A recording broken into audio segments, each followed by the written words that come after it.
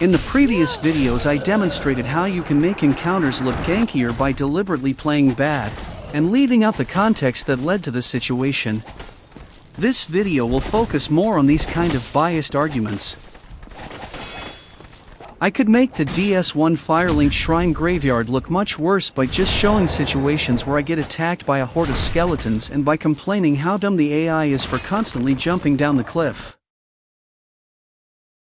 But to people that play DS1 it will be obvious that I'm not presenting this area in a fair way, which is how I feel about so many arguments against DS2 in Mauler's videos.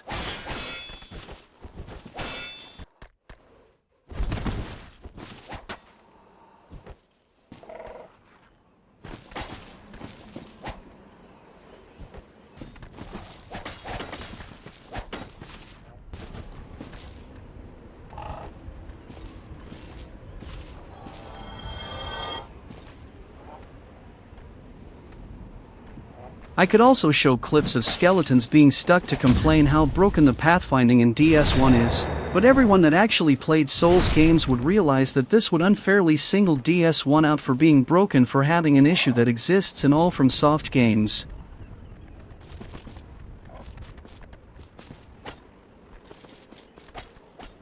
Even worse, I could show videos of myself greedily running towards items without paying any attention to enemies sleeping on the ground only to complain how unfair it is that I get ganked.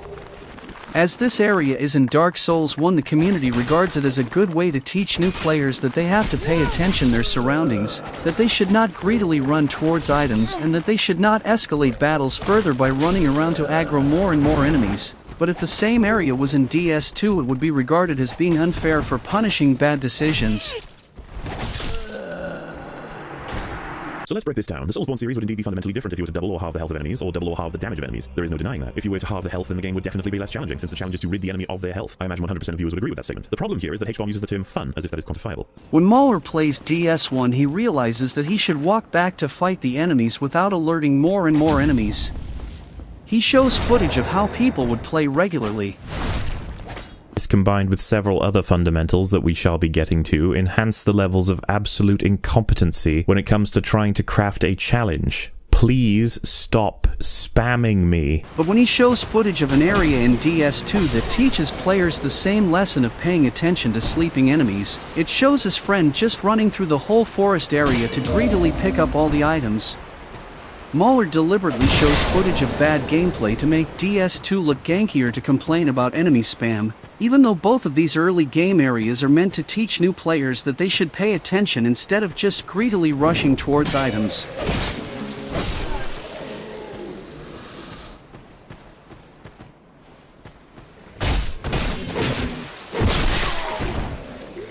Only if you're being chased and try to use the ladder leading up there, they will throw another ambush on top of you that will undeniably result in death if you have friends following you. In any other Souls game this would get interpreted as a good way to teach new players that they should not run away in random directions, but as it is DS2 Mauler just presents it as unfair that you get punished for bad gameplay decisions. He also pretends that death is inevitable to make it look scarier than it actually is. So, now let us take a look at some other examples of blatant bias from Mauler. Again, taking one scenario and talking about the ways you can approach it like in all From Software games, only here you're also trying to wedge in arguments for why spam is okay. For the sake of the video, I'll just throw another example from Dark Souls 1 out there. During your time in Lordran, you will approach a scenario in which you have ranged attackers up on a far bridge, a boar facing you down, and several melee attackers. Now you could go head on with the boar and corpse run him into oblivion, or run out the melee dudes before the boar attacks, and make that fight a little easier. Or dodge them all and knock out the snipers first to make the entire area more in your control. In his DS1 clips we can see Mauler using tactics, but in DS2 he just rushes through the area and plays bad on purpose to artificially make the game look worse.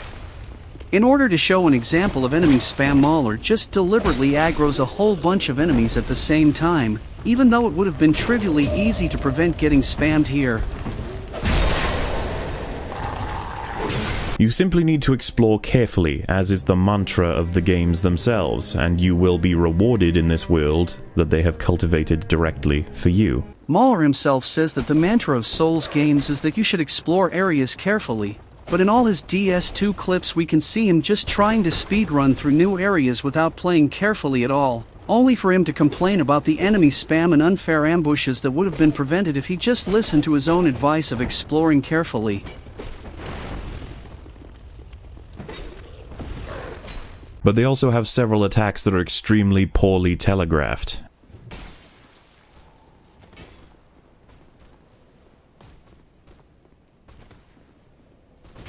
What the f- How is that attack poorly telegraphed, especially after you've seen it once? They stop walking, hold their head down, and slowly raise their weapon. You are supposed to just get out of the range of the attack they are charging.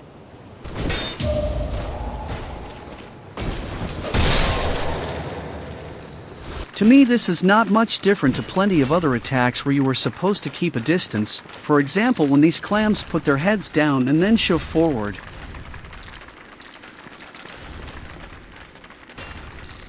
To me, the Heide Knights also feel similar to how you were supposed to fight dogs by keeping a distance to bait out attacks. I think people unfairly judge both dogs and Heide Knights as being too hard because their singular strategy of taking the initiative does not work well against enemies you were supposed to punish.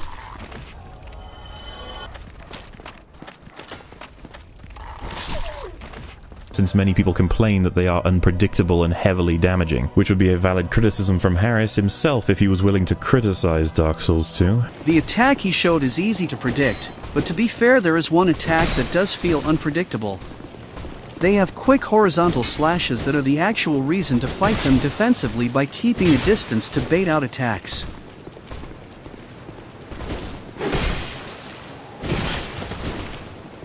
I seriously do not understand how calling them heavily damaging would be a valid criticism. They do have fast attacks, but these attacks only deal little damage.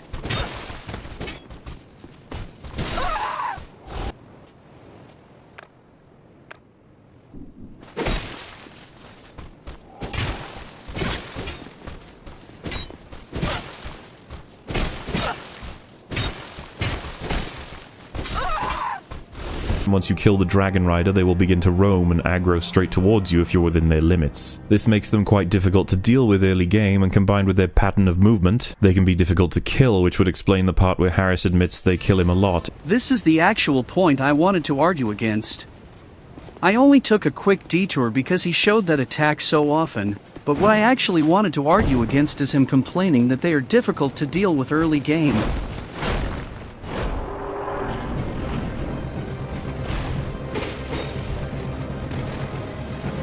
In the early game they are passive and you only have to deal with the one in front of the chest. After you beat the Dragon Rider they start roaming around and attack on sight, but this just means that this area is no longer early game. The game wants to teach you to explore more and come back later once you hit a wall. You are supposed to continue exploring the new path you discovered. It's an interesting concept that this area turns from an early game area to a mid-game area. And complaining that it is now too hard for the beginning is just him looking for reasons to complain.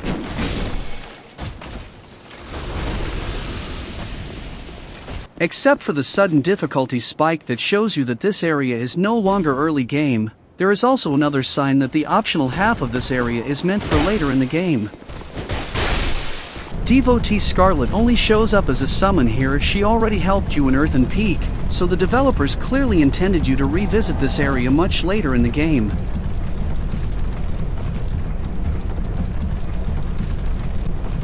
I call it the Tree Sentinel lesson, and it is a staple of FromSoft games. In DS1 the Firelink Shrine Graveyard was used to teach new players the same lesson of exploring more and coming back later once they hit a wall.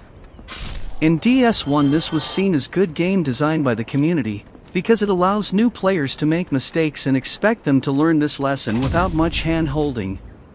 But of course Mahler makes it seem bad if DS2 has a much more interesting take on the same lesson. Well, I found them pretty annoying personally. Trying to deal with the spear one was incredibly frustrating because of his damage output and speed. To me the damage output does not seem that high, especially if you realize that you can just come back later to finish the optional half of this area.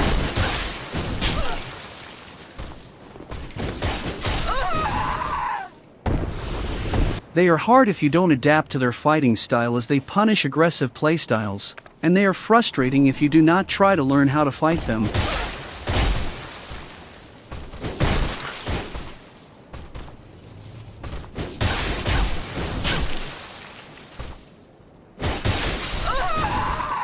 They are also not hard to stagger.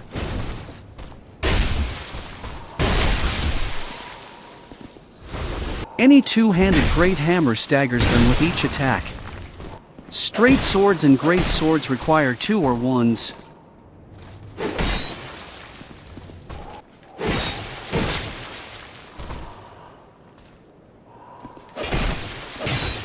One-handed attacks will probably defeat them before they stagger them. The spear one looks intimidating at first, but is actually pretty easy to defeat, especially with a heavier weapon like he used.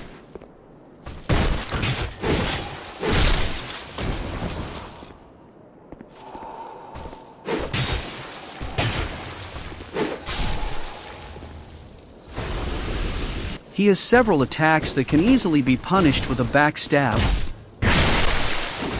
To me, this is very reminiscent of the Black Knights in DS1 that looked intimidating at first, but once you understand their weaknesses, they are trivially easy to deal with. The Heide Knights do look less intimidating, and it is a bit harder to cheese them, but they fulfill the same purpose of making the player feel threatened in the early game, but reward them with a sense of accomplishment later in the game once the player learned to punish their attacks. They can be frustrating in the early game, but that's like complaining that the DS1 Firelink Shrine Graveyard is too hard at the beginning of the game. They are meant to chase new players away to teach them the Tree Sentinel lesson of getting familiar with the combat first and coming back later to optional encounters.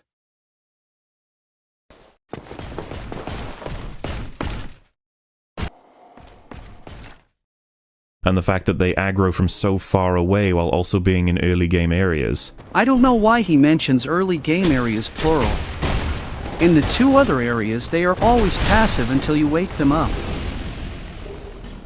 As for the statement about their aggression, it tells us that Harris hasn't given much time to Dark Souls 2 or Scholar of the First Sin. He doesn't know how the Heide Knights work. In the original Dark Souls 2, Heide Knights were found in many parts of the game and would only attack you if provoked. In Scholar of the First Sin, the Heide Knights are mostly found in Heide's Tower. They aren't hostile aside from the 2 nearest to Ornstein's boss arena, and once you kill the Dragon Rider, they will begin to roam and aggro straight towards you if you're within their limits. Remember how smugly Mauler accuses H-Bomber Guy of not knowing how the Heide Knights work for later?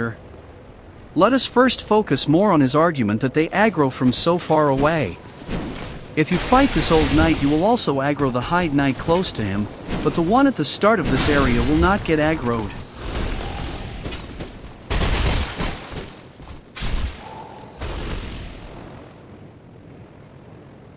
If you fight the first one, you can split them up and fight all 3 solo.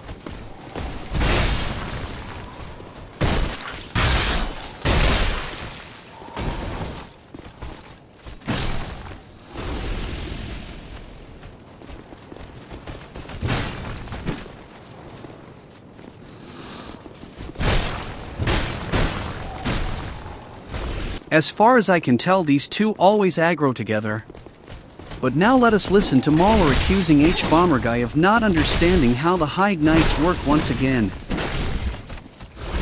More importantly, however, Harris says that they sit down and do nothing until you want to fight them on purpose with a rather smug tone. So why don't they do that on Scholar of the First Sin? Or did you forget that they aggro during that version? Examples like this are where you start to see cracks forming on his knowledge of the game, and there will be more obvious examples as we progress. There are also more Heide Knights in general, which is great, and something I wanted. And also they're way more aggressive. Some of them get up and go for you now, and that's a really cool thing that you just don't expect if you play the original, and that's really, really fun. This is getting ridiculous now. The Heide Knights were removed from several spots in the original game and placed into Heide's Tower of Flame. There wasn't a significant increase in numbers in the entire game, and again, he shows he doesn't play his own game that thoroughly. So, first he falsely accused H-Bomber Guy of not knowing that they do aggro in the Scholar version, even though H-Bomber Guy did mention that in his video, and Mauler himself even showed that part later in his series.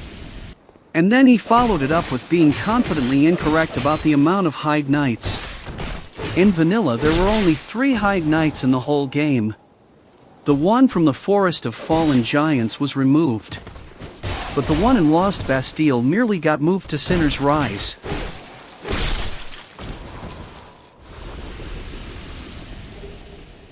The one from Shrine of Winter got moved to the gutter, but is now actually using the weapon he drops. In vanilla he used a sword but dropped a lance. Mauler is literally just making things up in order to falsely accuse H-Bomber Guy of being wrong. Mauler falsely claims that the amount of Heide Knights has not been significantly increased, but in reality they showed up in only 3 locations in vanilla, and still show up in 3 locations in Scholar. But in Scholar there are now 6 Heide Knights in Heide's Tower, so the overall amount was increased from 3 to 8, which is nearly thrice the amount. So Mauler was falsely accusing H-Bomber Guy of not playing his own game that thoroughly, even though Mauler himself is the one that has not played DS2 thoroughly enough to remember the amount of Heide Knights that showed up in both versions. He is so smug, while clearly not even having any idea what he is talking about. This part really shows that he is just trying to make H-Bomber Guy look like a fool, even though he himself is the one who is clearly wrong.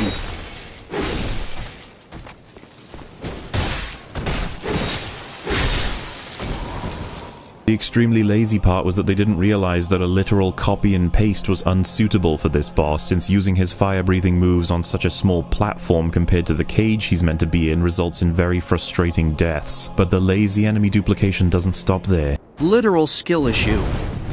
In the next chapter, I will focus on his biased arguments in regards to enemy duplication.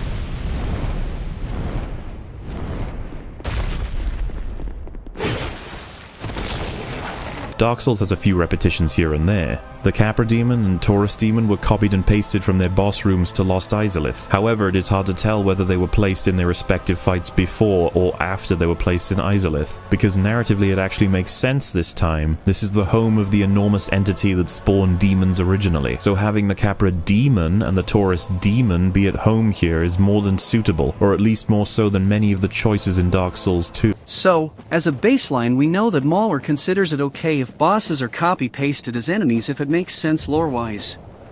But we will soon see that he does not apply the same logic to DS2.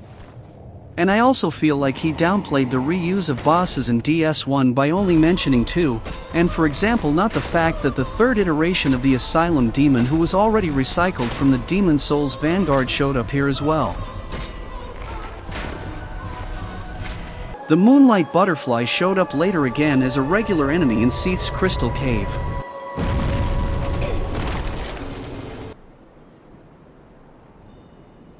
But that is explained in the lore, as the Moonlight Butterfly's soul and items state that he was created by Seath. Then there's all the Pinwheel servants on the way to Nido, but they are okay as he can make copies of himself. The dual Sanctuary Guardian fight feels like the laziest way of adding difficulty, as their movesets do not feel balanced if you fight against 2 at the same time.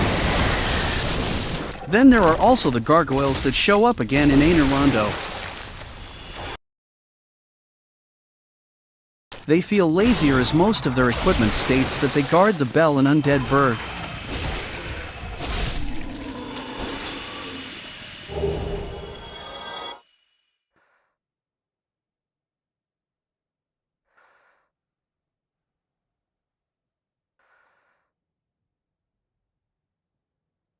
Only their tail axe mentions Aner Londo. Anyway, the point is that developers have made extremely lazy decisions to repeat enemies even if they simply had no business popping up in the places they were reused. Do you remember the mage zombie in the congregation during that boss fight? Well, check him out. Exactly 1 clone of him secured a spot in the Dragon Eyrie. Let us ponder for a second what this mage zombie could be doing here. We first saw them during the Magus and congregation fight. As we learn later in the game, the Magus is actually an Aldean warlock.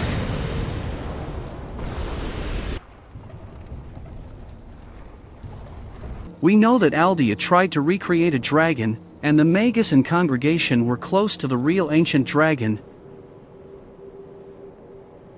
The real ancient dragon still has his soul. The ancient dragon that we meet in the Dragon Shrine is actually just a genetic experiment of Aldea, where he combined the soul of a giant with dragon DNA. Several NPCs also tell us that he is not a real dragon. You'll find a great creature far to the east. A colossal thing with the strength to match its size. Or something playing the part at least. Brave undead, what did that dragon tell you? That thing is a prop, a false deity. Don't be fooled, my undead. Aldea keeps a drake in his mansion, which he most likely used in his experiments to recreate a dragon. And up the elevator from Aldea's keep we have one of his minions protecting a drake. He is not some random mage zombie. His placement here actually has deep connections to the lore, and he is in an area that makes sense for him to be. Instead of just calling the placement here lazy, Mauler should have at least tried to understand why they placed him here, or in the Dragon Shrine in the vanilla version. It's a deliberate placement that makes you curious and helps you discover more about the lore. Not to mention that they used a very simplistic enemy for the boss in Heide's tower, known as the Dragon Rider, and then copied and pasted him twice to act as another boss battle while coloring one of them black, then used him again as a random to battle on an extremely tight walkway in the Shrine of Amana, and then used him again to act as a bodyguard to Velstad's boss door in the Undead Crypt. Whether or not they wanted to add more of these humanoid fights for the sole goal of having more fun, the repetition of assets is obviously evidence of them either becoming lazy or running out of ideas. This cannot be denied. Two of them are in Drangleic Castle. One is guarding the locked door where Vendrick safely stored his soul away, and another one is guarding Vendrick himself. As we learned, Mauler considers the boss reuse in DS1 as okay, because it made sense from a lore perspective.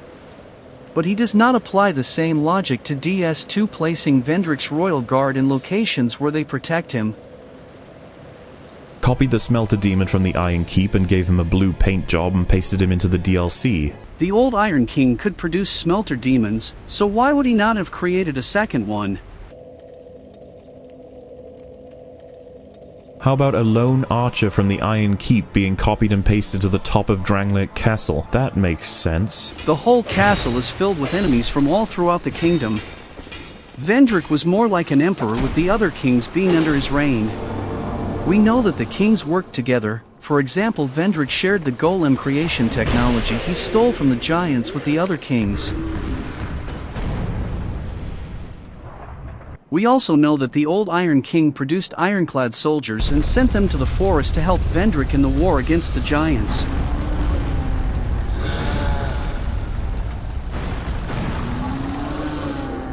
Those that survived turned into the rusty old ironclad soldiers that are spread throughout the forest.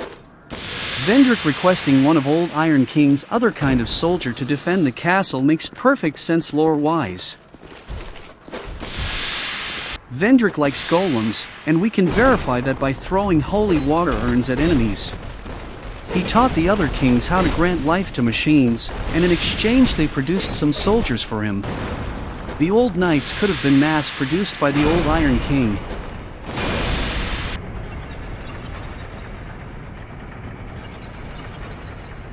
The mannequins are golems created by Mytha. So this Elan captain matches the theme of Vendrick gathering golems from all throughout the kingdom to defend his castle. This feels very similar to his brother Aldea gathering all kinds of monsters and beasts in his mansion to conduct experiments on them. Both brothers are collectors. They copied a gargoyle from the Belfry Luna and pasted it into Drangleic Castle. So first, canonically gargoyles cannot even be that rare, as there are already 5 in the Belfry Luna, and secondly it again shows that both brothers like to collect. Why does Mauler not apply his own logic here to acknowledge that it would make sense lore-wise for a gargoyle to be guarding a castle?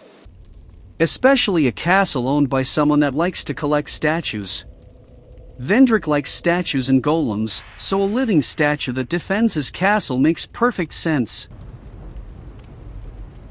Perhaps the most egregious and downright jarring would be the fact that they copied Executioner's Chariot from Undead Purgatory and pasted it into Drangleic Castle. What a ridiculously inappropriate enemy to have here simply because they didn't want to create something new. A single decrepit zombie horse just chilling in the middle of the most respected and well-kept castle in Drangleic. It's again a golem, but that is too simple, so let me take some more time to explain.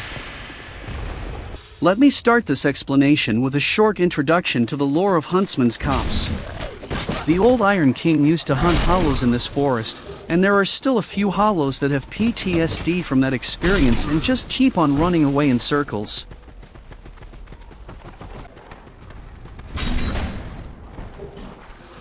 The Skeleton Lords are former soldiers of the old Iron King that were tasked with hunting the undead, but after they became hollow themselves they started a bone revolution.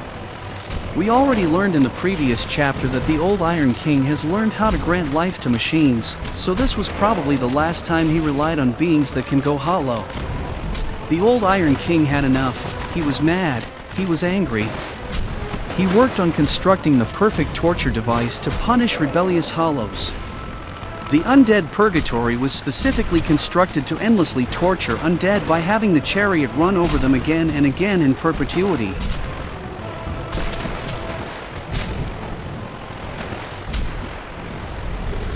The chariot is not just some zombie horse, it is a Frankenstein monster-like creation by the old Iron King where he stitched together two dead horses and granted that merciless creation life. The fact that Vendrick requested the creation of a chariot that he placed here hints at another interesting piece of lore. I just generally feel like people look deep into the lore to find explanations for enemy placements in the other Souls games, but in DS2 it's always just brushed off as lazy. The placement of the chariot here also explains why the desert sorceresses are locked inside of a small room here, and not on a tactical elevated position like usual. The desert sorceresses came from the distant land of Yugo to Drangleic to look for tricks that can make them appear more beautiful. Those that went to Earth and Peak were captured and enslaved by Mytha to defend her windmill. Some went to the castle as they heard legends of how beautiful the queen is, but figured out that Nashandra is actually a dark beast that merely disguises itself as a beautiful woman. They got imprisoned, with the chariot being ready to stomp them to death if they try to escape in this direction. People will look for explanations for how this Titanite demon managed to get into this small room in DS1, but when it comes to DS2 the enemy placement is always brushed off as just lazy. But then they copied the Ruin Sentinels and pasted them 5 separate times into Drangleic Castle as well. The Ruin Sentinels are again something that fits together with the theme of Vendrick gathering all kinds of artificial beings. They copy and pasted the Flexile Sentry from No Man's Wharf over to Sinner's Rise. The first time we saw a Flexile Sentry was on the boat that takes prisoners to the Lost Bastille and Sinner's Rise. Another time was 2 guarding the key to the Frigid Outskirts, where the Ivory King exiled the worst prisoners to. So 1 being here in Sinner's Rise to look after the imprisoned lost sinner makes perfect sense lore-wise. Now, I understand that these appearances are not all in Dark Souls 2, but you guys have to understand that in the description for Dark Souls 2 Scholar of the First Sin, it is referred to as the Definitive Edition and the Director's Cut. This means it is the version that the developers consider to be their completed work. As I explained in depth in other videos, the enemy placement in Scholar makes a lot more sense lore-wise than it did in Vanilla. For example, in Vanilla there was a random Flexile Sentry in the Shrine of Winter.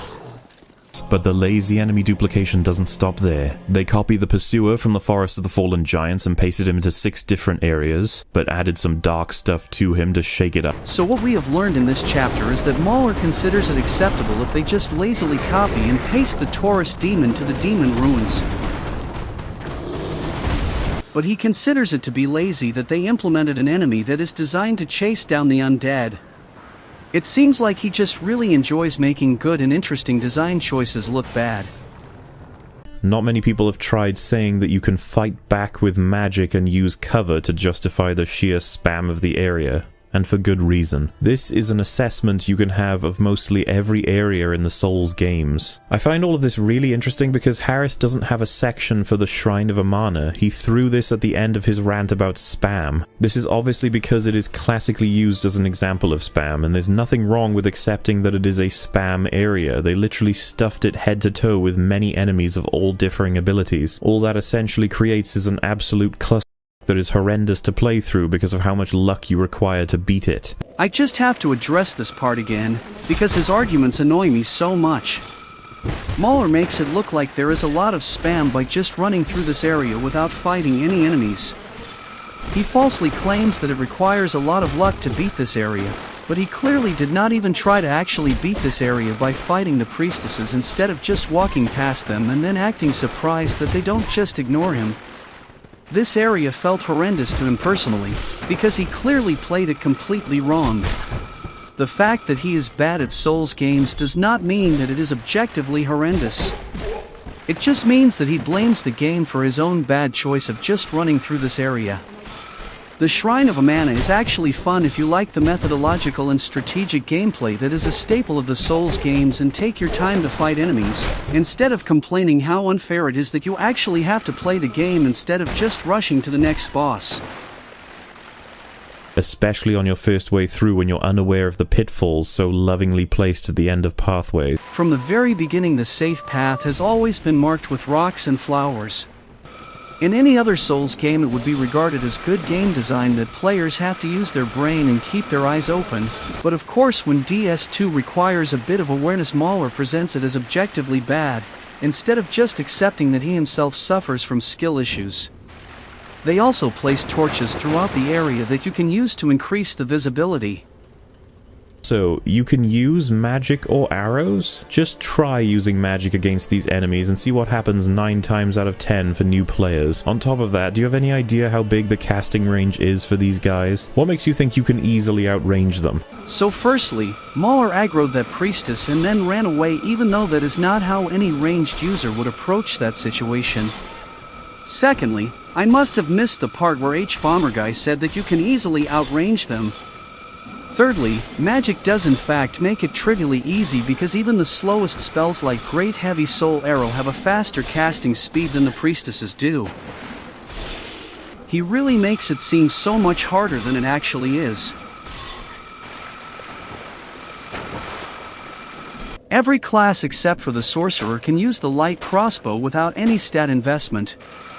At 35 range, it shares the lowest range among ranged weapons with the composite bow. The priestesses have an aggro range of 30, so even the ranged weapons with the lowest range do outrange them. Using a bow is often recommended to new players, because it makes this area trivially easy, yet Mauler still manages to present it as way scarier than it actually is. Also pay attention to how easily I avoid the projectiles by just walking to the side while reloading.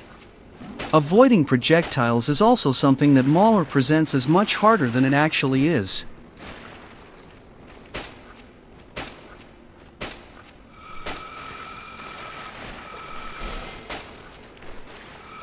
He says that dodging them is trivial, which, if you have low ADP and you get swarmed while fighting off the other mobs, it gets a little bit more troublesome than trivial. I like how he just starts drinking an Estus even though he knew that it will hit him. The fact is that avoiding getting hit by those spells is trivially easy. You just need to walk a bit to the side and they won't hit you, but he does not even try to avoid them and then complains that he got hit. There's nothing wrong with accepting that it is a spam area. They literally stuffed it head to toe with many enemies of all differing abilities. In any other Souls game, people would be ashamed to show footage with such bad gameplay, but he uses footage of him just running through Shrine of Amana without fighting any enemy and without even trying to avoid getting hit to artificially make it look spammier and unfair. To me, it really seems like Mauler did not try to do an objective review of Dark Souls 2, but that he was just blaming the game for his clear lack of skill. An objective review of an area should be based on actually trying to beat it, and not on playing in the worst way possible and then complaining how unfair it is that this game was not designed for casuals that just want to run through areas without engaging with them at all.